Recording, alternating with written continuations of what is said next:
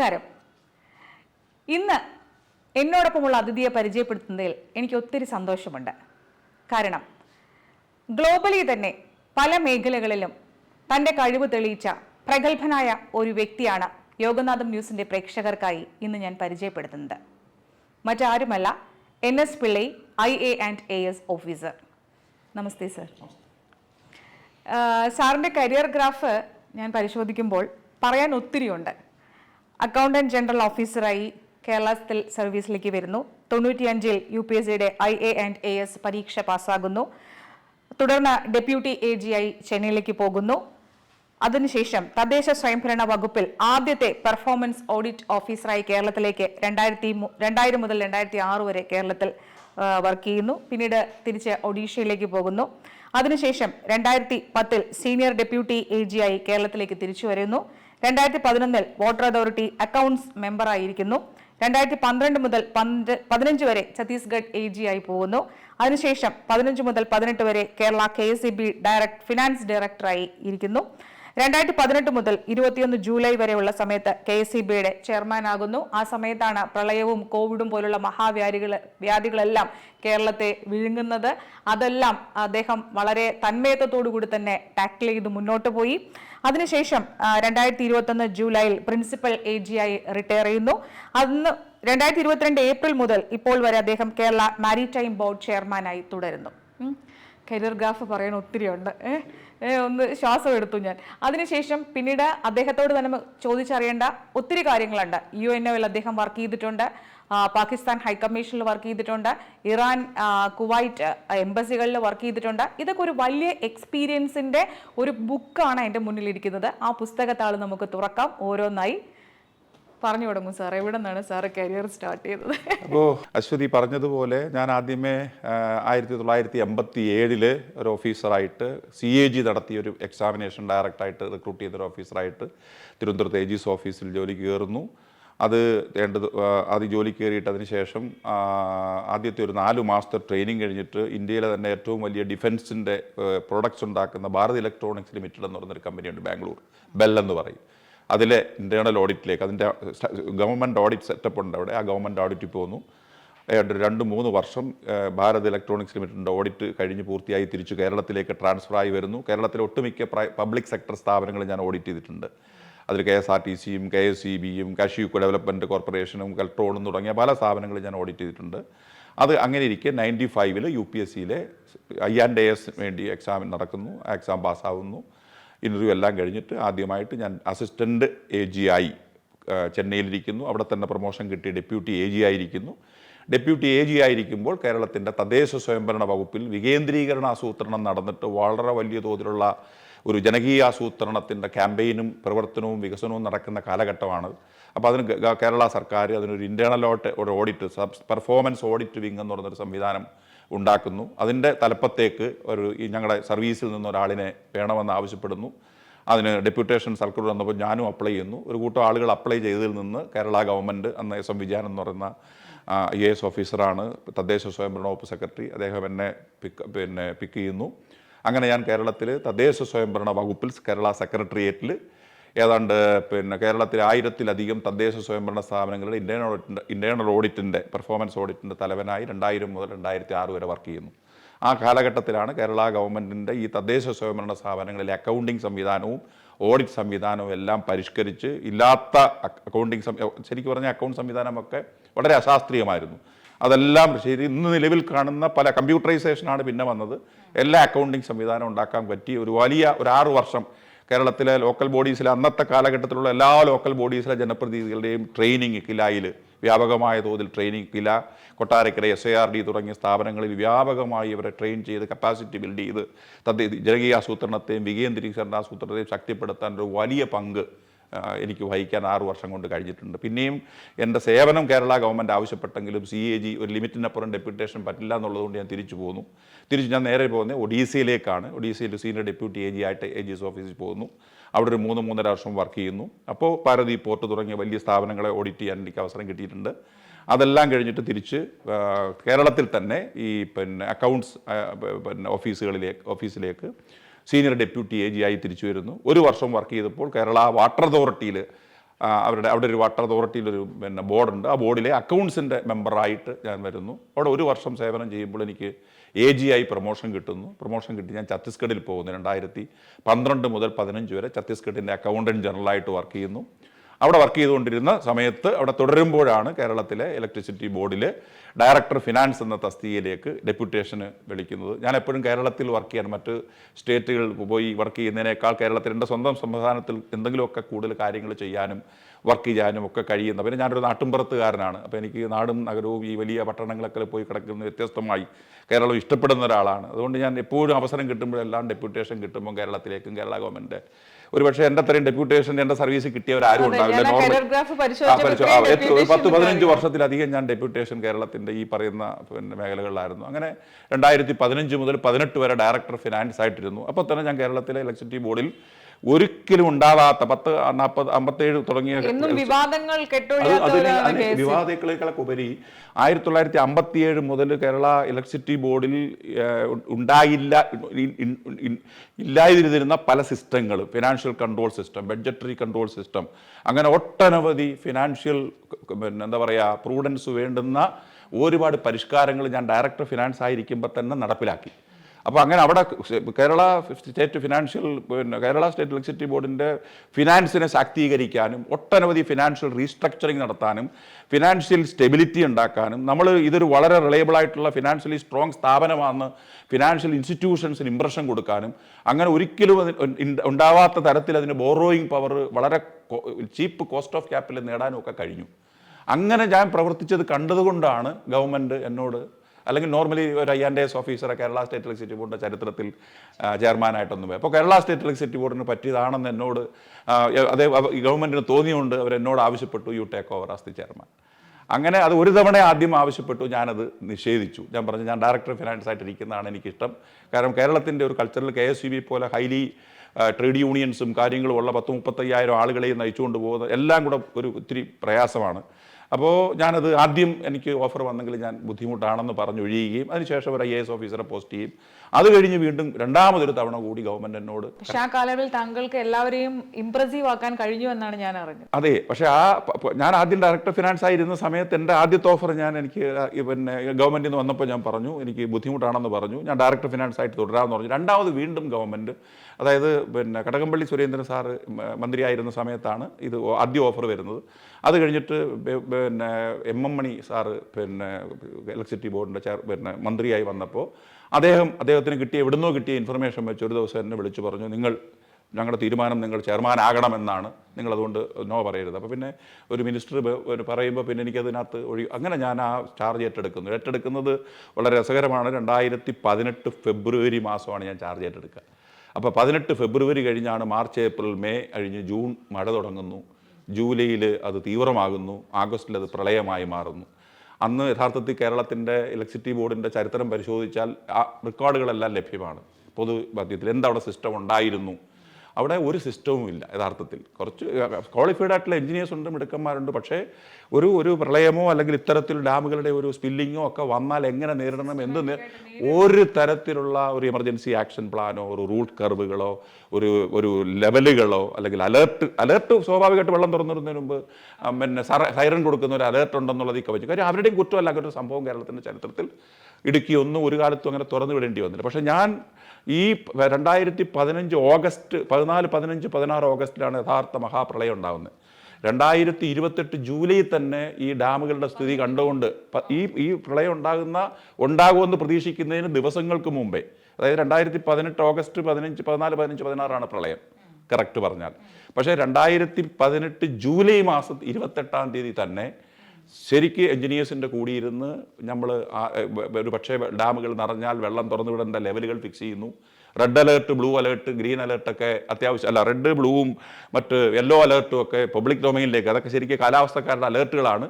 ഡാമുകൾക്കും അത്തരം അലേർട്ടുകൾ ഏകദേശം നമ്മളൊന്ന് കോപ്പി ചെയ്ത് ഈ ലെവലുകൾ വന്നാൽ തുറന്നു വിടണമെന്ന് പറയുന്നു. എൻ്റെ ചീഫ് എഞ്ചിനീയർ 4 പേരെ ഞാൻ 4 ജില്ലയിലെ കളക്ടർമാരുടെ അടുത്തേക്ക്, ഇടുക്കി, എറണാകുളം, പത്തനംതിട്ട, ആലപ്പുഴ കളക്ടർമാരുടെ അടുത്തേക്ക് അയക്കുന്നു. അവർ പോകുന്നു. ഇതൊന്നും നടക്കുമ്പോൾ പ്രളയമില്ല. അല്ല, അന്ന് നമ്മളെല്ലാവരും ആശങ്കയുടെ മുൻപിലേനാണ്. ആ ഡാം പൊട്ടിയാൽ എറണാകുളം, ആലപ്പുഴ വരെ ഉള്ളവരെല്ലാവരും മുങ്ങി സാർ ഒരു ഓഫീസർ എന്നുള്ളതിനപ്പുറത്ത് ഇമോഷണലി എങ്ങനെയാണ് ഈ അല്ല, ഒരു അതിനേക്കാൾ ഘട്ടത്തിൽ ഉപരി ഞാൻ ഈ പറഞ്ഞത് ഇതൊന്ന് പറഞ്ഞ് ഫിനിഷ് ചെയ്തിട്ടോ. കാരണം എന്താ പറയുക, പ്രളയം 2018 ഓഗസ്റ്റ് 14, 15, 16 പറഞ്ഞു. അതിന് മുമ്പ് ഈ പ്രളയം ഉണ്ടാകുമെന്ന് ആരും പ്രതീക്ഷിക്കുന്നില്ല. കാലാവസ്ഥയുടെ മുന്നറിയിപ്പുകളില്ല, അവർ തരുന്ന അലേർട്ടുകളൊന്നും ടൈമിലി അല്ല. പക്ഷെ നമ്മൾ 2018 ജൂലൈ മാസം 28 ഇത് മുന്നിൽ കണ്ടുകൊണ്ട് എല്ലാ ലെവലുകളും തീരുമാനിച്ച് ചീഫ് എഞ്ചിനീയേഴ്സ് അതാത് 4 ജില്ലയിലെ കളക്ടർമാരുടെ അടുത്ത് പോയി ഒരു പക്ഷേ ഡാമുകൾ തുറന്നു വിടേണ്ട ആവശ്യം വന്നാൽ എടുക്കേണ്ട പ്രീക്കോഷൻസിനെ കുറിച്ച് ഡിസ്കസ് ചെയ്ത് മിനിറ്റ്സ് ഉണ്ടാക്കി ലെവലുകൾ തീരുമാനിച്ച് ബോർഡ് ഓർഡർ ഇറങ്ങി. ജൂലൈ 28 ബോർഡ് ഓർഡർ പബ്ലിക് ഡൊമൈനിലുണ്ട്. ആ ഓർഡർ വെച്ചുകൊണ്ട് നമ്മൾ മുന്നോട്ട് പോവുകയാണ്.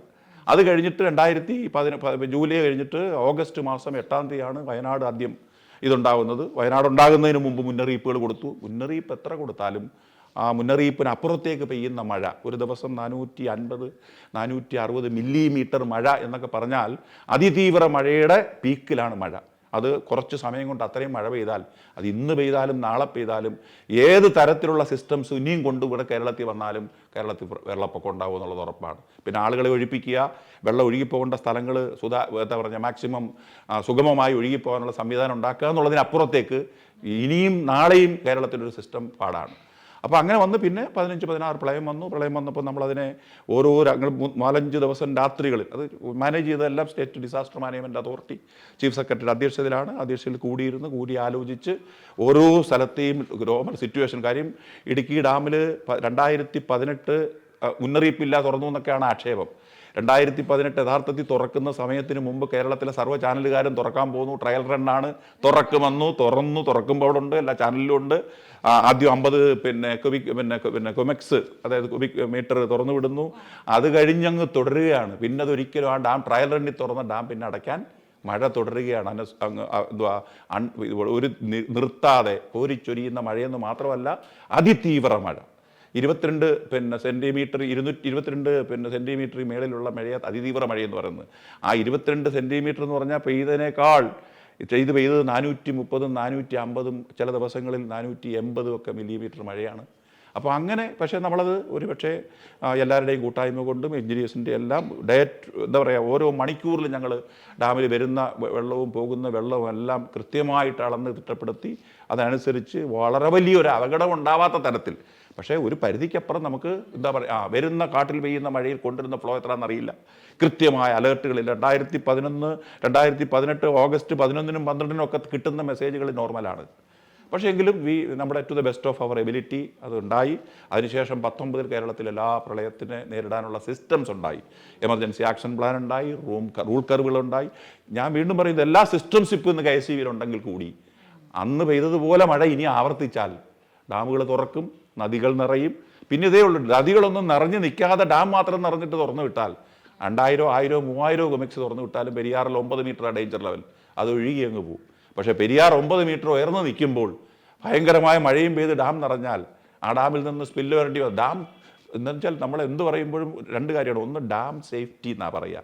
കേരള KSEBിയുടെ കീഴിലുള്ള ഓർഗനൈസേഷൻ്റെ പേര് ഡാം സേഫ്റ്റി ഓർഗനൈസേഷൻ എന്നാണ്. അതിന് ഡാമിൻ്റെ സേഫ്റ്റിയാണ് മുഖ്യം. നേരത്തെ പറഞ്ഞോണം, എന്തെങ്കിലും ഡാമിന് പറ്റിയാലുണ്ടാകാവുന്ന അപകടം ഒരു വെള്ളം തുറന്ന് വിടുന്നതിൻ്റെയൊക്കെ അതിനേക്കാൾ അതിഭീകരമാണ്. ഡാമിൻ്റെ സേഫ്റ്റി ഒരു പരിധിക്കപ്പുറം ഡാമിൻ്റെ ഓവർഫ്ലോ ചെയ്യാൻ പറ്റില്ല. അതുകൊണ്ട് നമ്മളെന്താ ചെയ്യുന്നത്, നിയന്ത്രിച്ചുകൊണ്ട് താഴത്തെ ലെവലും കൂടെ നോക്കിക്കൊണ്ട് കൺട്രോൾ ചെയ്യുന്നത് ഏറ്റവും ശാസ്ത്രീയമായി ചെയ്തു എന്നാണ് ഇപ്പോഴും എൻ്റെ. അത് വേൾഡ് ബാങ്ക് ടീം വന്ന് അവരൊരു ഓഡിറ്റ് നടത്തിയിട്ട് അവർ പരിശോധിച്ചിട്ട് അവർ അപ്രീസിയേഷൻ ലെറ്റർ തന്നു. You manage the dam well. Central water commission, നിങ്ങൾക്കറിയാം, കേരള ഗവൺമെൻറ് ഇതെല്ലാം കഴിഞ്ഞിട്ട് സെൻട്രൽ വാട്ടർ കമ്മീഷൻ വന്ന് അവർ ഡേറ്റ കളക്ട് ചെയ്ത് വളരെ വിശദമായ ഓഡിറ്റ് നടത്തിയിട്ട് എൻക്വയറി നടത്തിയിട്ട് അവർ റിപ്പോർട്ട് തന്നു. അത് ഡാം കൊണ്ട് ഒരിക്കലും പ്രളയം ഉണ്ടായിട്ടില്ല, rather it has controlled or attenuated flood എന്ന കണ്ടെത്തൽ.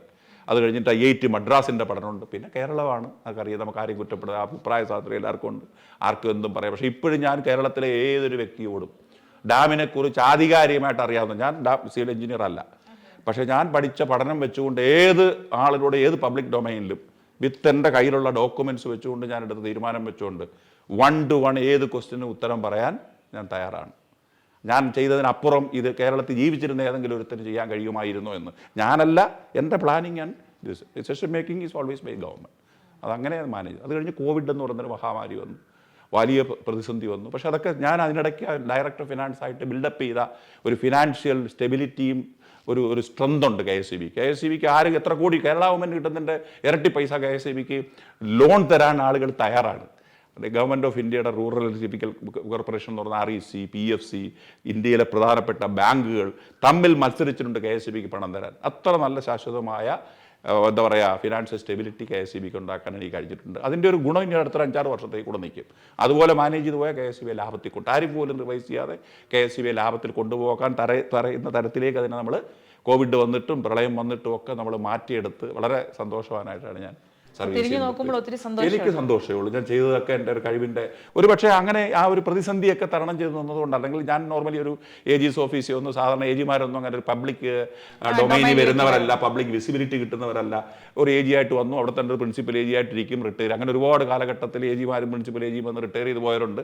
അത്തരത്തിൽ ആരും ശ്രദ്ധിക്കാതെ പോകുന്ന ഒരു സീനിയർ ഓഫീസറായി പോകേണ്ട ഞാൻ ഒരു പക്ഷേ ഈ പറയുന്ന ഒരു കേരള പബ്ലിക്, പിന്നെ ഞാൻ പക്ഷേ തദ്ദേശ സ്വയംഭരണ വകുപ്പിൽ എന്നില്ല ആ കാലഘട്ടത്തിലിരുന്ന എല്ലാ പഞ്ചായത്ത് പ്രസിഡന്റുമാർക്കും 1000-ലധികം പഞ്ചായത്ത് പ്രസിഡന്റുമാർക്കും മുനിസിപ്പാലിറ്റിക്കും പഞ്ചായത്ത് സെക്രട്ടറിമാർക്കും ബ്ലോക്ക് പ്രസിഡന്റുമാർക്കും ഒക്കെ ഞാൻ ക്ലാസ് എടുത്ത് പഠിപ്പിച്ചവർക്കെല്ലാം എന്നെ അറിയാം. ഏത് സംശയം തദ്ദേശ സ്വയംഭരണ സ്ഥാപനങ്ങളിൽ വന്നാലും ആദ്യം അവർ വിളിക്കുന്നത് എന്നെയാണ്. എന്നെ വിളിച്ച് സാർ ഇത് ശരിയായി എങ്ങനെ ചെയ്യണം, എന്ത് പ്രതിസന്ധിക്കും ഉത്തരം പറഞ്ഞു കൊടുക്കും. കാര്യം അതൊരു ഓഡിറ്റ് ആംഗിളിൽ നിന്നും വിജിലൻസ് ആംഗിളിൽ നിന്നും. പിന്നെ ഇതാണ് സത്യസന്ധത. ഒരാളിൻ്റെയും ഒരു പൈസയും ആഗ്രഹിക്കാതെ ജീവിതം പബ്ലിക് എന്താ പറയുക public life should be transparent and അത് വളരെ ട്രൂത്ത്ഫുൾ ആയിരിക്കണം. അതുകൊണ്ട് നമുക്ക് ഒരു വെസ്റ്റഡ് ഇൻട്രസ്റ്റും ഇല്ലാതെ ഉറപ്പായി ഏതൊരാളിൻ്റെ ഏത് പ്രതിസന്ധിക്കും നമുക്ക് പരിഹാരം കണ്ടെത്താൻ ഞങ്ങൾ ഓഡിറ്റുകാരാണ്, അതുകൊണ്ട് കഴിയും. അത് അങ്ങനെ ചെയ്തു കഴിഞ്ഞാൽ അവർ സേഫുമാണ്. അങ്ങനെ ഒരു വലിയ അഡ്വൈസറായിട്ട് ലോക്കൽ ബോഡീസിൽ അഡ്വൈസറായിട്ട് ഒരു 5 വർഷം ഞാൻ അത് ഓഡിറ്റാണ് ചെയ്യുന്നതെങ്കിൽ പോലും even I was rendering advices. അതുകൊണ്ട് എൻ്റെ തിരിഞ്ഞു നോക്കുമ്പോൾ I am very happy in this one. Sir, അതിനുശേഷം പിന്നെ ഞാൻ ഈ മാരിടൈമിൻ്റെ ഇതിലേക്ക് വരുന്നതിന് മുന്നേ ആയിട്ട് AG ആയിട്ടിരിക്കുന്ന സമയത്ത് തന്നെ പിന്നെ പാകിസ്ഥാൻ ഹൈക്കമ്മീഷണറായി പോയിട്ടുണ്ട്. അതുപോലെ തന്നെ ഇറാൻ, കുവൈറ്റ് എംബസികളിൽ ഓഡിറ്റ് ചെയ്യാൻ പോയിട്ടുണ്ട്. ഈ ഒരു എക്സ്പീരിയൻസ് ഒക്കെ എങ്ങനെയാണ്? അതായത് 2009 ഞാൻ ഒഡീസയിൽ സീനിയർ ഡെപ്യൂട്ടി ആയി ഇരിക്കുമ്പോഴാണ് നമ്മുടെ ഈ UN ഓഡിറ്റ് CAG ഏറ്റെടുക്കും. കൺസോളിഡേറ്റഡ് ഫണ്ട് ഓഫ് ഇന്ത്യയിൽ നിന്ന് ലോകത്തെവിടെ പണം പോയി വിനിയോഗിച്ചാലും അത് പരിശോധിക്കേണ്ട കോൺസ്റ്റിറ്റ്യൂഷൻ അനുസരിച്ചുള്ള ഓഡിറ്റർ CAG ആണ്. DPC എന്ന ആക്ട് എന്ന് പറഞ്ഞൊരു ആക്ടും ഉണ്ട്.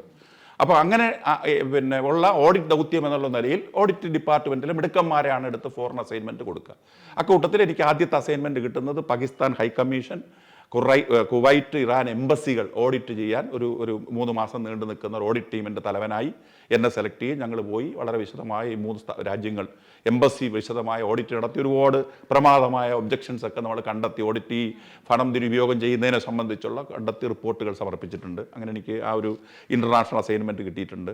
അത് കഴിഞ്ഞിട്ട് ഞാൻ ഛത്തീസ്ഗഡിൽ AG ആയി ഇരിക്കുമ്പോഴാണ് 2012 അല്ല ഞാൻ തിരുവനന്തപുരത്ത് സീനിയർ ഡെപ്യൂട്ടി AG ആയി വന്നെന്ന് പറഞ്ഞല്ലോ. തിരുവനന്തപുരത്ത് സീനിയർ ഡെപ്യൂട്ടി AG ആയി വന്നിരിക്കുമ്പോഴാണ് നമ്മുടെ പിന്നെ യുണൈറ്റഡ് നേഷൻസിൻ്റെ ഈ ഓഡിറ്റ് CAG ഏറ്റെടുക്കുക. വേൾഡ് ഫുഡ് പ്രോഗ്രാമിൻ്റെ ഓഡിറ്റ് പല ഏജൻസി ഉണ്ട്. അത് ഓഡിറ്റ് CAG ഇൻട്രസ്റ്റ് ചെയ്ത് CAG ഓഡിറ്റ് ഏറ്റെടുക്കുന്നതിന് മുമ്പ് തന്നെ യുണൈറ്റഡ് നേഷൻസ് വേൾഡ് ഫുഡ് പ്രോഗ്രാമിൻ്റെ അവരുടെ പിന്നെ ഗവേണിംഗ് ബോഡി CAGയോട് പറയുന്നു, ഞങ്ങളുടെ ഈ ഫുഡ് ഈ കെനിയയിലെ സൊമാലിയയിലും ഒക്കെ കൊടുക്കുന്ന വേൾഡ് ഫുഡ് എയ്ഡ് അൽഷബാബ് എന്ന് പറയുന്ന ടെററിസ്റ്റുകൾ ഡൈവേർട്ട് ചെയ്യുന്നു. ഫുഡ് ഈ അർഹിക്കുന്ന ഈ ഹംഗ്രി മൗത്തുകളിൽ എത്തുന്നില്ല. അതിനെക്കുറിച്ച് CAG വളരെ വിശദമായൊരു പഠനം നടത്തി റിപ്പോർട്ട് സമർപ്പിക്കണമെന്ന് യുണൈറ്റഡ് നേഷൻസിൻ്റെ ഒരു മോണിറ്ററിംഗ് ഗ്രൂപ്പ് വേൾഡ് ഫുഡ് പ്രോഗ്രാമിനോട് ആവശ്യപ്പെടുകയും വേൾഡ് ഫുഡ് പ്രോഗ്രാം CAGയോട് ആവശ്യപ്പെടുകയും CAG എൻ്റെ സ്പെഷ്യൽ ടാസ്ക് ഫോഴ്സ് രൂപീകരിക്കുകയും അതിൽ എന്നെ ഒരു മെമ്പറായി മെറിറ്റ് അനുസരിച്ച് സെലക്ട് ചെയ്യും. ഞങ്ങൾ അങ്ങനെ റോമിൽ പോയി എൻ്റെ പ്രിലിമിനറി എൻക്വയറി 2 ആഴ്ച നടത്തുന്നു ഹെഡ്ക്വാർട്ടേഴ്സിൽ. അത് കഴിഞ്ഞിട്ട് നേരെ ഈ സൊമാലിയയിൽ പോകാൻ പറ്റില്ല. അവിടെ it is a lawless country, ക്ലാനുകൾ അവിടെ ഭരിക്കുക, പല തലത്തിലുള്ള വിഭാഗീയതയുണ്ട്. അതുകൊണ്ട് മൊഗാഡിഷു ഒക്കെ ഹൈലി പിന്നെ ടെററിസ്റ്റ് പ്രോണായിട്ടുള്ള ഏരിയയാണ് അൽഷബാബ്.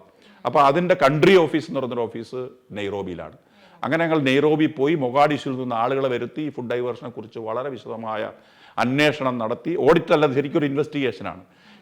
ഇൻവെസ്റ്റിഗേഷൻ നടത്തി വളരെ വിശദമായ റിപ്പോർട്ട് UN ബോഡിക്ക് നമ്മൾ കൊടുത്ത് ആ UN ബോഡി അത് വളരെ വിശദമായി ചർച്ച ചെയ്തിട്ട് നടപടികൾ എടുത്തിട്ടുണ്ട് ഈ ഫുഡ് ഡൈവേർഷനെ കുറിച്ച്. അങ്ങനെ പോയി ചെയ്ത മഹത്തായ റിപ്പോർട്ട് ഉണ്ടായതുകൊണ്ട് തന്നെ വീണ്ടും എന്നെ ഞാൻ ഛത്തീസ്ഗഡ് AG ആയിരുന്ന സമയത്ത് 2012 ഒരിക്കൽ കൂടി ഈ വേൾഡ് ഫുഡ് പ്രോഗ്രാമിൻ്റെ ഓഡിറ്റിന് എന്നെ കെനിയയിലും നെയ്റോബിയിലും 2ാമത് തവണ പിന്നെ ഞാൻ പോയി അവിടെ ഓഡിറ്റ് ചെയ്യാൻ സാറിന്റെ കരിയർ ഗ്രാഫ് പരിശോധിക്കുന്നവർക്കൊന്നും ഈ അറിയില്ല. ഇത്തരം ബാക്ക് എൻ്റെ ഫോറിൻ എക്സ്പോഷറും അതിന് എന്നെ സെലക്ട് ചെയ്ത് എൻ്റെ എന്തുകൊണ്ട് ഏത് കഴിവിലാണ് എന്നെ സെലക്ട് ചെയ്തതെന്നൊന്നും അറിയില്ല. എല്ലാവർക്കൊക്കെ ഫോറിൻ അസൈൻമെന്റ് കിട്ടാറുണ്ട്. എന്നാൽ ഈ സ്പെഷ്യൽ ഓഡിറ്റ് ഗ്രൂപ്പിലൊക്കെ സെലക്ട് ചെയ്യപ്പെടുക എന്ന് പറയുന്നത് അത് ശരിക്കും ഈ അനുഭവങ്ങളൊക്കെ എവിടെയെങ്കിലും കുറിച്ചിട്ടുണ്ട് ചോദിക്കുമ്പോഴല്ലേ നമുക്ക് ആരോടെങ്കിലും പറയാൻ പറ്റും. നമുക്കിപ്പോൾ ഈ ഞാൻ പറഞ്ഞില്ല, ഇപ്പോൾ KSEB ആയിട്ട് ബന്ധപ്പെട്ട് KSEB ഡാമും കോവിഡും. അല്ല, എനിക്ക് തോന്നുന്നത് ഞാൻ തുടക്കത്തിലെ പറഞ്ഞ പോലെ ഒരു പുസ്തകം ആണ് സാർ. ആ പുസ്തകത്തിൽ ഏതെങ്കിലും ഒക്കെ ഒരു ചാപ്റ്റർ ഒക്കെ ഇതാക്കി എഴുതണമെങ്കിൽ എഴുതാം. പക്ഷെ അങ്ങനെ ഇപ്പൊ ആൾറെഡി നമ്മുടെ ജീവിതം പബ്ലിക്കിൽ ഇപ്പൊ ഇങ്ങനെ ഒരാൾ NS പിള്ളേ എന്ന് പറഞ്ഞ എനിക്കൊരു കാര്യമുണ്ട്. കേരളത്തിലെ ഈ പറഞ്ഞ ഒരുപാട് ബ്യൂറോക്രാറ്റ്സുകളെ എടുത്താൽ ഞാനൊരു നല്ല വിസിബിലിറ്റി കിട്ടിയ ഒരു ബ്യൂറോക്രാറ്റാണ്. അത് KSEB കൊണ്ട് മാത്രമല്ല, 2000 മുതൽ ഈ പ്രളയ സമയത്തുണ്ടായിരുന്ന എക്സ്പീരിയൻസ് ഒക്കെ ഇതൊക്കെ എനിക്ക് തോന്നുന്നു ഭാവിയിൽ നമുക്ക് വേണമെങ്കിൽ കുട്ടികൾക്കൊക്കെ അത് ഉപയോഗപ്പെടും എന്നുള്ളതാണ് എനിക്ക് തോന്നിയത്. എനിക്കുള്ളത് യുണൈറ്റഡ് നേഷൻസിന്റെ തന്നെ ഈ ഇന്റർനാഷണൽ അറ്റോമിക് എനർജി ഏജൻസി VNIയിൽ അതിന്റെ ഓഡിറ്റ്, അത് ഫിനാൻഷ്യൽ ഓഡിറ്റ് ആണ്. അത് സ്പെഷ്യൽ മെറിറ്റ് ഒന്നുമല്ല, ഫിനാൻഷ്യൽ ഓഡിറ്റ്. അത് CAG Indian international atomic energy ഏജൻസിയുടെ ഓഡിറ്റ് CAGക്ക് കിട്ടുന്നു. CAG അതിനകത്ത് ഓഡിറ്റ് ചെയ്യാൻ വേണ്ടി അതിൻ്റെ വാർഷിക സ്റ്റേറ്റ്മെന്റ്, ധനകാര്യ സ്റ്റേറ്റ്മെന്റുകളുണ്ട്. അത് ഇന്റർനാഷണൽ അക്കൗണ്ടിങ് സ്റ്റാൻഡേർഡ് ഉണ്ട്, പബ്ലിക് അക്കൗണ്ട് സിസ്റ്റം ഉണ്ട്. ആ പബ്ലിക് അക്കൗണ്ട് സിസ്റ്റം ഓഡിറ്റ് ചെയ്യാനുള്ള ട്രെയിനിങ് എല്ലാം കിട്ടി ഞാൻ പോകുന്നു. അങ്ങനെ 2 തവണ ആ ഓഡിറ്റ് ചെയ്യാൻ VNI പോയി IAEAയുടെ ഓഡിറ്റ് ചെയ്ത ആ ഒരു അനുഭവം എനിക്കുണ്ട്. അതിൻ്റെ ഭാഗമായിട്ടല്ല ഞാൻ ഒരുപാട് വിദേശ രാജ്യങ്ങളിൽ പോയിട്ടുണ്ട്. അതിനടുത്തുള്ള ഹംഗറി, അല്ലെങ്കിൽ പിന്നെ എന്താ പറയുക, മറ്റേ ചെക്കോസ്ലോവേക്കിയ, ചെക്ക് റിപ്പബ്ലിക്, സ്ലോവേക്കിയ. പിന്നെ KSEBയിൽ ഇരുന്ന സമയത്ത് വിദേശ ഇതുമായിട്ട് ബന്ധപ്പെട്ട് ഒരു പവർ സെക്ടർ ഇതുമായിട്ട് ബന്ധപ്പെട്ട് പിന്നെ ഫ്രാൻസ്, ജർമ്മനി, സ്വിറ്റ്സർലൻഡ് തുടങ്ങിയ രാജ്യങ്ങളിലൊക്കെ പോയി ഒരുപാട് പഠിക്കാനും ട്രെയിനിങ്ങിനും അങ്ങനെ നല്ലൊരു എക്സ്പോഷർ ജീവിതത്തിൽ, ഔദ്യോഗിക ജീവിതത്തിൽ കിട്ടി. അതെല്ലാം ഒരു എക്സ്പീരിയൻസ് ആക്കി മാറ്റുകയും ആ എക്സ്പീരിയൻസിൽ നിന്ന് ഏത് ഗവൺമെൻറ് സ്ഥാപനത്തെയും ഏറ്റവും സുതാര്യമായി സിസ്റ്റമാറ്റിക്കായിട്ട് ഒരു ലോ വയലേഷനും ഇല്ലാതെ within the framework of constitution, acts and rules കൊണ്ടുപോകാൻ ഏറ്റവും ഭംഗിയായി ഒരു അറിവ് എനിക്ക് സംബന്ധിച്ചത് ഈ കഴിഞ്ഞ 34-35 വർഷത്തെ ഈ വിവിധ അസൈൻമെൻറ്റുകളും അതിൽ ഞാൻ ചെയ്ത ഹാർഡ് വർക്കും ഓരോരുത്തരും നമ്മൾ പഠിക്കുക. നമുക്ക് ഒരു സീനിയർ ബ്യൂറോക്രാറ്റ് എന്നുള്ള നിലയിൽ താഴെ നിലയിൽ വരുന്ന ഒപ്പിട്ട് പോകാം.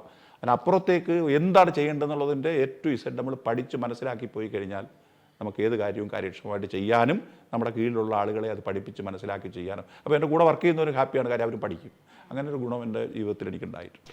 സാർ, ഈ ഫിനാൻസ് എന്നൊക്കെ പറയുമ്പോഴേ ഈ സാധാരണക്കാരെ ഞങ്ങളെ പോലെ എനിക്കൊക്കെ സ്വാഭാവികമായിട്ടും ഒരു പേടിയുള്ളൊരു വിഷയമാണ്. സാർ എങ്ങനെയാണ് ഈ വിഷയത്തിൽ ഇത്ര ഇൻട്രസ്റ്റ് ആയിട്ട്, എങ്ങനെയാണ് ഈ CA ചാർട്ടേഡ് അക്കൗണ്ടന്റൊക്കെ ലെവലിലേക്കൊക്കെ വരാനാണ്, എങ്ങനെയാണ് ഈ വിഷയത്തോട് താല്പര്യം തോന്നിയത്? എങ്ങനെയാണ് ചെറുപ്പകാലത്ത്? അതായത് ഓഡിറ്റ് ചെയ്യുന്ന ഏത് ഒരു രാജ്യത്തിൻ്റെ സമ്പത്തായാലും കേന്ദ്ര സംസ്ഥാന ഗവൺമെൻറ്റുകളുടെ പോലും നമുക്കറിയാം, ഇന്ത്യൻ ഭരണഘടനയിൽ ബേസിക്കായിട്ട് എഴുതി വച്ചിരിക്കുന്ന പ്രധാനപ്പെട്ട 2 പ്രോസസ്സുകളുണ്ട്. അതിലൊരു പ്രോസസ്സ് ഇലക്ഷനാണ് ജനാധിപത്യത്തിൽ. രണ്ടാമത്തെ ഏറ്റവും വലിയ പ്രോസസ്സ് ഒരു ആനുവൽ ഫിനാൻഷ്യൽ സ്റ്റേറ്റ്മെൻറ്റ് ഉണ്ടാക്കുക, അതിനകത്ത് നിന്നുകൊണ്ട് പണം അത് നിയമസഭ പാസ്സാക്കി കൊടുക്കുക, അല്ലെങ്കിൽ ലോക്സഭ പാസ്സാക്കി കൊടുക്കുക, അത് വോട്ടർ ചാർജ് എന്ന് പറയുന്ന കാറ്റഗറി പെടുത്തുക, അതിനകത്ത് നിന്ന് കാര്യം ക്യാപിറ്റൽ ഈസ് സ്കേഴ്സ് ഉള്ള പിന്നെ അമൂല്യമായ സാധനമാണ് മൂലധനം. അതിനെ രാജ്യത്തിൻ്റെ ഡെവലപ്മെൻറ്റിന് വേണ്ടി ഏറ്റവും കാര്യക്ഷമമായിട്ട് ഉപയോഗിക്കണമെങ്കിൽ ഫിനാൻഷ്യൽ കൺട്രോൾ വേണം. ആ കൺട്രോൾ തുടങ്ങുന്ന പാർലമെൻറ്റിൽ നിന്നും നിയമസഭയിൽ നിന്നാണ്. അതിൽ നിന്ന് പിന്നെ ഫിനാൻഷ്യൽ പ്രൊപ്രൈറ്റി എന്ന് പറയുന്നത് അടിസ്ഥാനമായിട്ട് പഠിപ്പിക്കുന്നത്, ഞങ്ങളെ ഓഡിറ്റുകാരെ പഠിപ്പിക്കുന്നത്, നിങ്ങൾ പണം ചെലവഴിക്കുമ്പോൾ, നിങ്ങളൊരു പബ്ലിക് സെർവൻ്റ് എന്നുള്ള നിലയിൽ പണം ചെലവഴിക്കുമ്പോൾ നിങ്ങൾ നിങ്ങളുടെ പോക്കറ്റിൽ നിന്ന് സ്വന്തം ആവശ്യത്തിന് ചെലവഴിക്കുന്ന യുക്തിയും ബുദ്ധിയും ഉപയോഗിച്ച് ചെലവഴിക്കണം. When you spend public money, spend as if you are spending from your pocket. So all the due diligence you should exercise when you spend public money. അതിൻ്റെ ഫിനാൻഷ്യൽ ബേസിക് ആയിട്ടുള്ളൊരു കാനനാണ്, അല്ലെങ്കിൽ തത്വമാണ്. അത് വെച്ചുകൊണ്ട് നമ്മൾ ഓരോ സ്ഥാപനത്തിലേക്ക് പോകുമ്പോൾ എവിടെ നിന്നാണ് ഫിനാൻസ് വരുന്നത്, ടാക്സ് എന്താ, നോൺ ടാക്സ് എന്താ, ഇത് പിരിക്കാനുള്ള മാൻഡേറ്റ് എന്താ, ഭരണഘടന എന്ത് പറഞ്ഞിരിക്കുന്നു, ഇതിനെക്കുറിച്ചൊക്കെ ഞങ്ങൾക്ക് ആധികാരികമായ ട്രെയിനിങ് കിട്ടിയിട്ടുണ്ട്.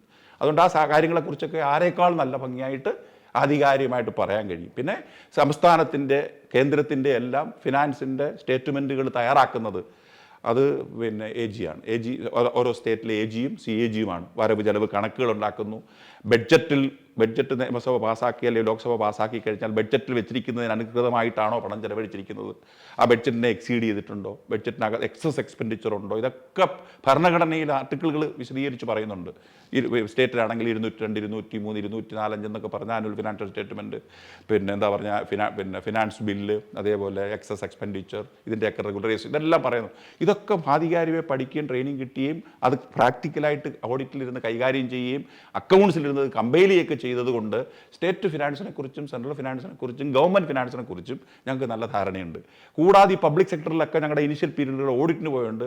ബേസിക്കലി ഞാനൊരു കൊമേഴ്ഷ്യൽ പോസ്റ്റ് ഗ്രാജുവേറ്റ് ഉള്ളതുകൊണ്ട് പബ്ലിക് സെക്ടർ അക്കൗണ്ടിങ് നല്ലോണം അറിയാം. ഈ ഇൻ്റർനാഷണൽ അസൈൻമെൻറ്റിന് പോയിട്ടുണ്ട്. ഇൻ്റർനാഷണൽ അക്കൗണ്ടിങ് സ്റ്റാൻഡേർഡുകളെല്ലാം അത്യാവശ്യം അറിയാം. അതുകൊണ്ട് ഏത് രംഗത്തും ഫിനാൻസും ഓഡിറ്റും അക്കൗണ്ട്സും അതുമായി ബന്ധപ്പെട്ട പിന്നെ ലോയും നല്ലോണം. കാര്യം ഞങ്ങൾക്ക് ബേസിക്കായിട്ട് ലോ ഫുൾ ആയിരിക്കും. അതായത് ഞങ്ങളൊരു കംപ്ലയൻസ് ഓഡിറ്റ് എന്ന് പറയുന്നൊരു കൺസെപ്റ്റ് ഉണ്ട്. ഏത് കാര്യം ആര് പണം ചെലവഴിച്ചാലും it should be in compliance with the act or rule or constitution. അപ്പോൾ അതെല്ലാം വെച്ചിട്ടൊരു ബേസിക് ഫ്രെയിം ഉണ്ട്. ആ ഫ്രെയിം ഞങ്ങൾക്ക് നല്ല ഒരു ശക്തി തരുന്നതാണ്. ഇപ്പോൾ എന്താ പറയുക, പിന്നെ എഡ്യൂക്കേഷനാണ്. അതിൽ നിന്ന് ഞങ്ങൾക്ക് ഏത് തരം സ്ഥാപനങ്ങളെയും ഭംഗിയായി നിർവഹിച്ച് നടത്താനും അങ്ങനെ അല്ലാത്ത സ്ഥാപനങ്ങളെ ഓഡിറ്റ് ചെയ്യുമ്പോൾ അത്തരം കുഴപ്പങ്ങളും കുറ്റങ്ങളും കണ്ടെത്താനും പ്രോപ്പർ അഡ്വൈസ് കൊടുക്കാനും കഴിയും. അത് പിന്നെ ഒരു വളരെ വർഷത്തെ എക്സ്പീരിയൻസ് തീർച്ചയായിട്ടും ഉണ്ട്. ഈ മാരിടൈം ബോർഡിലേക്ക് വരുവാണെങ്കിൽ അതെങ്ങനെ എൻജോയ് ചെയ്യുന്നു ഇപ്പോൾ? അത് രസമാണ്. അതായത് നിങ്ങൾക്കറിയാമോ, കേരളത്തിലെ മാരിടൈം ബോർഡ് എന്ന് പറയുന്നത് തുടങ്ങുന്നതിന് മുമ്പ് തുറമുഖ വകുപ്പായിരുന്നു. ഒരു വകുപ്പ്, ഒരു ഡയറക്ടറും ഒക്കെ ഉണ്ടായിരുന്ന ഒരു സ്ഥാപനം. 10-17 തുറമുഖങ്ങൾ 2 തരമുണ്ട്. അതിൽ മേജർ തുറമുഖങ്ങളും നോൺ മേജർ തുറമുഖങ്ങളെന്ന് പറയും. മേജർ തുറമുഖം എന്ന് പറഞ്ഞാൽ കേന്ദ്ര ഗവൺമെൻറ്റിൻ്റെ കയ്യിലാണ്. കേരളത്തിൽ കൊച്ചി മാത്രമാണ് മേജർ തുറമുഖം. ബാക്കി തുറമുഖങ്ങളെ നോൺ മേജർ തുറമുഖങ്ങളെന്ന് പറയും. അത് സംസ്ഥാന ഗവൺമെൻറ്റിൻ്റെ നിയന്ത്രണത്തിലാണ്. ഈ സംസ്ഥാന ഗവൺമെൻറ്റിൽ 17 നോൺ മേജർ തുറമുഖങ്ങളുണ്ട്. ഈ തുറമുഖങ്ങൾ ഭരിച്ചുകൊണ്ടിരുന്ന തുറമുഖ വകുപ്പാണ്. പക്ഷേ കേന്ദ്ര ഗവൺമെൻറ്റിൻ്റെ നാഷണൽ മാരിടൈം ഡെവലപ്മെൻറ്റ് കൗൺസിൽ എന്ന് പറഞ്ഞൊരു കൗൺസിൽ ഉണ്ടാക്കിയിട്ട് അവർ പറഞ്ഞു, തീരദേശ സംസ്ഥാനങ്ങളെല്ലാം ഈ പോർട്ട് ഡിപ്പാർട്ട്മെൻറ്റ് പോരാ, ഡിപ്പാർട്ട്മെൻറ്റിൻ്റെ പ്രവർത്തനം സുഗമമായിട്ടും ഈസി ആയിട്ടും നടത്തിക്കൊണ്ടുപോകാൻ കഴിയില്ല, ഡിസിഷൻ മേക്കിംഗ് ഡിലേ ഉണ്ട്, ഒരുപാട് തീരദേശത്തിൽ വികസന സാധ്യതകളുണ്ട്, തീരദേശ സുരക്ഷാ പ്രശ്നങ്ങളുണ്ട്. ഇതെല്ലാം കൈകാര്യം ചെയ്യാൻ ഓട്ടോണമിയുള്ള സ്വതന്ത്രമായ ഒരു ബോർഡ് സ്ഥാപിക്കുക, മാരിടൈം ബോർഡുകൾ സ്ഥാപിക്കുക. അങ്ങനെയാണ് ഇന്ത്യയിലെ പല സൗത്ത് ഇന്ത്യൻ സ്റ്റേറ്റുകളും മാരിടൈം ബോർഡുകൾ സ്ഥാപിച്ച് ഒരു ബോർഡ് രൂപീകരിച്ച് ഒരു ചെയർമാനും അതിനകത്ത് മെമ്പേഴ്സുമായി പോയത്. കേരളത്തിലും അങ്ങനെ ഒരു ബോർഡ് രൂപീകരിച്ച് 2017 അതിന് ആദ്യത്തെ ഒരു 4-5 വർഷം അത് പ്രവർത്തിച്ചെങ്കിൽ പോലും അതിൽ ഉദ്ദേശിക്കുന്ന തരത്തിലുള്ള ആക്ടിൽ അനുശാസിക്കുന്ന തരത്തിലുള്ള റൂൾസോ റെഗുലേഷൻസോ ഉണ്ടാക്കാനോ ഡിപ്പാർട്ട്മെൻറ്റിൻ്റെ ഒരു നിയന്ത്രണത്തിൽ നിന്നും മാറ്റി പൂർണ്ണമായിട്ടുള്ള ഒരു മാരിടൈം ബോർഡ് എന്നൊരു ഗവേൺ ചെയ്യുന്ന ഓട്ടോണമസ് ബോഡിയായി മാറ്റാനോ പല കാരണങ്ങളാൽ കഴിഞ്ഞില്ല. അപ്പോൾ അതുകൊണ്ട് അതിൻ്റെ പ്രവർത്തനം സുഗമമല്ലാതെ ഉദ്ദേശിച്ച ഫലപ്രാപ്തിയിൽ മറ്റു മാരിടൈം ബോർഡുകളും എത്താൻ നമുക്ക് കഴിഞ്ഞിട്ടില്ല. അങ്ങനെ വന്നപ്പോഴാണ് നിലവിലുള്ള മാരിടൈം ബോർഡിനെ റീകോൺസ്റ്റിറ്റ്യൂട്ട് ചെയ്തുകൊണ്ട് ബഹുമാനപ്പെട്ട മുഖ്യമന്ത്രി എന്നെ വിളിച്ച് പറഞ്ഞത്, ഇങ്ങനൊരു സ്ഥാപനമുണ്ട്, അതിനകത്ത് ഒത്തിരി കാര്യങ്ങൾ ചെയ്യാനുണ്ട്, അനന്ത സാധ്യതയുള്ളതാണ് നമ്മുടെ തീരദേശം, മാരിടൈം ബേസ്ഡ് ഇൻഡസ്ട്രി ഉണ്ട്, മാരിടൈം എഡ്യൂക്കേഷൻ ഉണ്ട്, അതിനകത്ത് എന്തെങ്കിലുമൊക്കെ ചെയ്യാൻ കഴിയുമെങ്കിൽ നിങ്ങൾക്ക് താല്പര്യമുണ്ടെങ്കിൽ ഇങ്ങനത്തെ അസൈൻമെൻറ്റ് ഏറ്റെടുക്കാൻ പറയുകയും ഞാൻ ഏറ്റെടുക്കുകയും ഞാൻ ഇപ്പോൾ സ്ക്രാച്ചിൽ നിന്ന് തുടങ്ങുകയാണ്. I M building up. യഥാർത്ഥത്തിൽ ഒരു തുറമുഖ വകുപ്പാണോ എന്ന് ചോദിച്ചാൽ അല്ല, മാരിടൈം ബോർഡാണോ എന്ന് ചോദിച്ചാൽ അല്ല, അത് രണ്ടും ആണോ എന്ന് ചോദിച്ചാൽ അല്ല, രണ്ടും ആണോ എന്ന് ചോദിച്ചാൽ ആണ്. ആ തരത്തിലൊരു വളരെ സങ്കീർണമായിട്ടാണ് ഇന്നത്തെ അതിൻ്റെ സ്ഥിതി. വിഴിഞ്ഞം എന്ന് പറയുന്നിടത്ത് ഞങ്ങൾക്കൊരു നോൺ മേജർ പോർട്ടുണ്ട്. അവിടെ ബർത്തുണ്ട്. അവിടെ അത്യാവശ്യം നമ്മൾ കോവിഡ് കാലത്തൊക്കെ ഈ വിദേശ കപ്പലുകൾ ഒരുപാട് നമ്മുടെ ഔട്ടർ ആങ്കറേജിൽ പോർട്ടിൻ്റെ അകത്ത് വന്ന് അതിലെ ഇന്ത്യൻ ക്രൂവിനെ നമ്മൾ 2 വർഷം എന്താ പറയുക, ഞാൻ വരുന്നതിന് മുമ്പാണ് ക്രൂ ചേഞ്ച് എന്ന് പറയുന്നൊരു കൺസെപ്റ്റ് ഉണ്ട്. അതായത് ഇന്ത്യൻ ക്രൂ ഒരു 6-7 മാസം കടലിൽ കിടന്നിട്ട് വരുമ്പോൾ അവർക്ക് മാറ്റാൻ വേണ്ടി അടുക്കുന്നൊരു പോർട്ടായിരുന്നു വിഴിഞ്ഞം പോർട്ട്, ഞങ്ങളുടെ കയ്യിലുള്ള പോർട്ട്, കേരള ഗവൺമെൻറ്റിൻ്റെ നിയന്ത്രണത്തിലുള്ള നോൺ മേജർ പോർട്ട്. അങ്ങനെ ക്രൂ ചേഞ്ച് നടത്തി നല്ല കാശ് കിട്ടിയിട്ടുണ്ട്. പക്ഷേ കോവിഡ് പ്രോട്ടോക്കോൾ പിൻവലിച്ചപ്പോൾ ആ ഫെസിലിറ്റി ഔട്ടർ ആങ്കറേജിലെ ക്രൂ ചേഞ്ച് ഗവൺമെൻറ് പിൻവലിച്ചു. തിരിച്ചു കിട്ടണമെന്നൊക്കെ പറഞ്ഞ് നമ്മൾ ചെയ്യുന്നുണ്ട്. പിന്നുള്ളത് അദാനി പോർട്ടാണ്. അദാനി പോർട്ടല്ല, കേരള ഗവൺമെൻറ്റിൻ്റെ അദാനിയുമായി ചേർന്നുള്ള ഒരു പബ്ലിക് പ്രൈവറ്റ് പാർട്ടിസിപ്പേഷനുള്ള ഒരു പോർട്ടാണ്. അത് ഈ ഒരു നിശ്ചിത കാലത്തേക്ക് അദ്ദേഹം ബിൽഡ് ചെയ്ത് ഓപ്പറേറ്റ് ചെയ്ത് ഓൺ ചെയ്തിട്ട് നിശ്ചിത കാലവും അതിൻ്റെ ഒരു എക്സ്റ്റൻഷൻ പീരീഡ് ഉണ്ട്. ആ പീരീഡൊക്കെ മ്യൂച്വലി എഗ്രീഡാണ്. കൊടുത്തു കഴിഞ്ഞിട്ട് ആ പോർട്ട് തീർച്ചയായിട്ടും അത്രയും വലിയ ഇൻഫ്രാസ്ട്രക്ചറും ഡെവലപ്പ് ചെയ്ത പോർട്ടും അതിൻ്റെ എല്ലാ സജ്ജീകരണങ്ങളും കേരള ഗവൺമെൻറ്റിൽ തിരിച്ചു വരും. അത് നമ്മുടെ നിയന്ത്രണത്തിലല്ല. അതിനെ ലൈസൻസ് ചെയ്യാനും നിയന്ത്രിക്കാനും കേരള ഗവൺമെൻറ് വിഴിഞ്ഞം ഇൻ്റർനാഷണൽ സീപോർട്ട് ലിമിറ്റഡ് എന്ന് പറഞ്ഞ വേറൊരു കമ്പനി ഉണ്ടാക്കിയിട്ടുണ്ട്.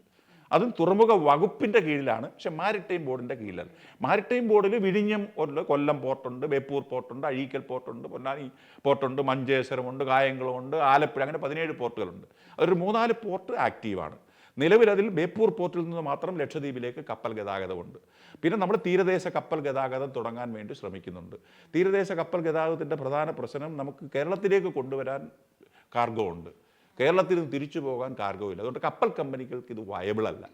അപ്പോൾ അതിന് നമ്മൾ ചില വലിയ ഗവൺമെൻറ് തലത്തിലൊക്കെ ചില എന്താ പറയുക മാൻഡേറ്ററി ഉത്തരവുകളൊക്കെ ഇറക്കി ഹസാഡസ് ഗുഡ്സ് അതേപോലെ മറ്റ് പബ്ലിക് സെക്ടർ ഗുഡ്സ് ഒക്കെ കടലിൽ കൂടെ കൊണ്ടുപോകണമെന്ന് നിർബന്ധമായും ഉത്തരവ് ഇറക്കുകയും റോഡ് ട്രാഫിക് കുറയ്ക്കാനും കാർബൺ എമിഷൻ കുറയ്ക്കാനും റോഡിലെ കൺജഷനൊക്കെ കുറയ്ക്കാൻ ഒരുപാട് കഴിയും. അതുപോലെ കോസ്റ്റ് ഓഫ് ട്രാൻസ്പോർട്ടേഷൻ കടൽ വഴി പോയ കുറവാണ്. അതിന് ഒരുപാട് സാധ്യതകളുണ്ട്. പക്ഷേ cargo is A major issue. അതിൽ ഞങ്ങൾ ചില നടപടികളുമായി മുന്നോട്ട് പോവുകയാണ്. പ്രത്യാശയുണ്ട്, പ്രതീക്ഷയുണ്ട്.